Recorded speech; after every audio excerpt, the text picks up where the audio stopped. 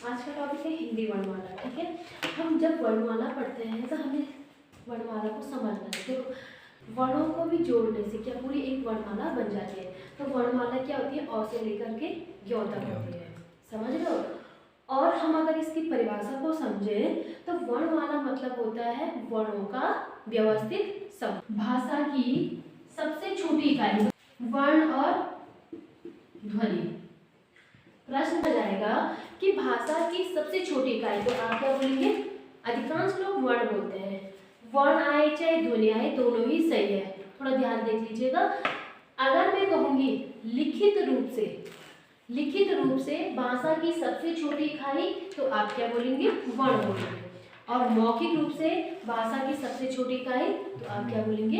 ध्वनि बोलेंगे। वरना प्रश्न पूछा जाएगा आपसे कि भाषा की सबसे छोटी इकाई, तो आप क्या बोलेंगे? वर्ण या ध्वनि। ठीक है, उसके बाद क्या आता है? अक्षर आता है। इसका काम आपको ध्यान में रखना है। उसके बाद अक्षर आएगा। अक्षर के बाद आपका पद या पद को शब्द भी बोलते हैं। पूछिए कि वर्ण और अक्षर में क्या अंतर है, समझ लो। तो जैसे मैंने कहा है राम, राम क्या है? राम एक क्या है? शब्द है। पद भी बोल सकते हैं इसको, ठीक है।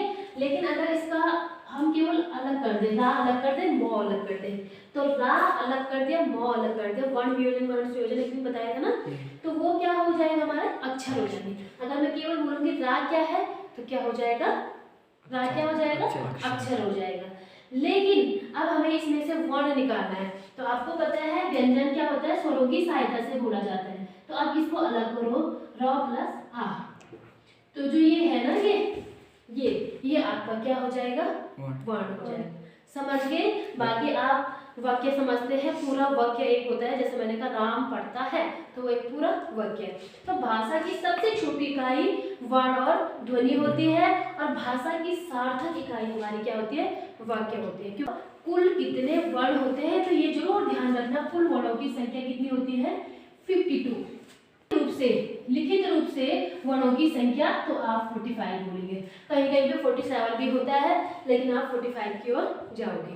और कुल पढ़ेंगे वर्णमाला जो होते हैं दो प्रकार के होते हैं, स्वर और व्यंजन। जो स्वर होते हैं वो क्या होते हैं?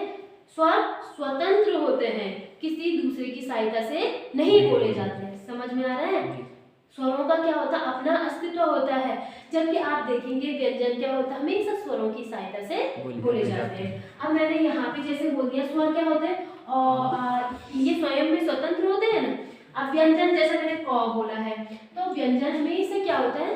स्वरों की सहायता से बोला जाता है। जैसे क बोला है, तो क पे पीछे किसकी ध्वनि आ रही है? अ की ध्वनि। का बोला तो आ की ध्वनि। तो हमेशा ध्यान रखना, व्यंजन स्वरों की सहायता से बोला जाता है, और स्वर क्या होते हैं? स्वतंत्र होते हैं। स्वरों की कुल संख्या कितनी होगी? कुल बोला है, तो आप कितनी बोलेंगे? कुल 11।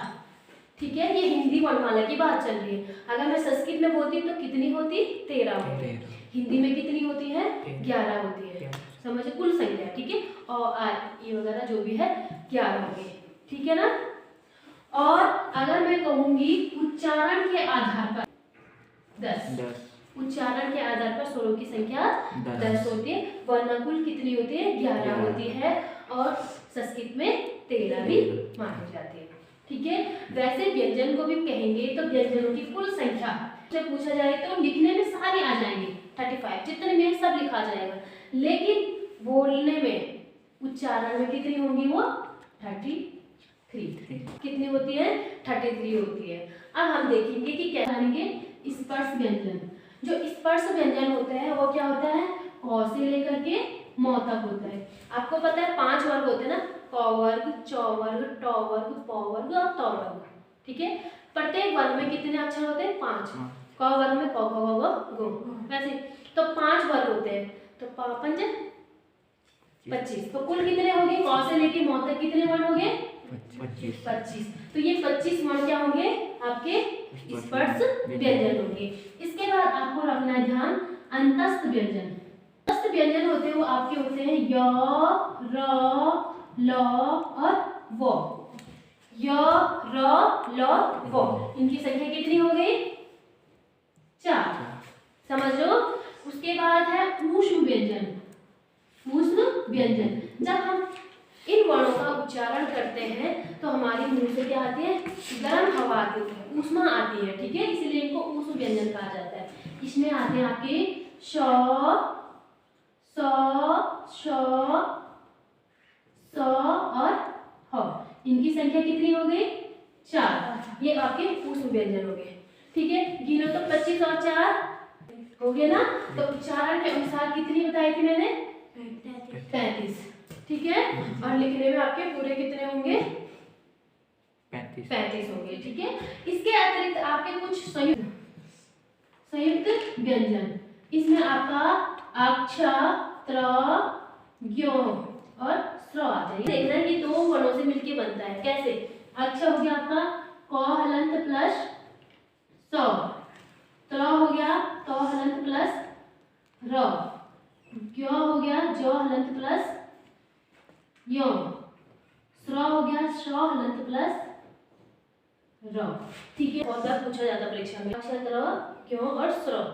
तो ये आपके क्या कौन से व्यंजन हो गए, संयुक्त व्यंजन हो गए। कितने स्वर हो गए, टोटल संख्या हो गई उनकी 11, क्योंकि ये अंग क्या होता है, अयोग्य वाह में आते हैं।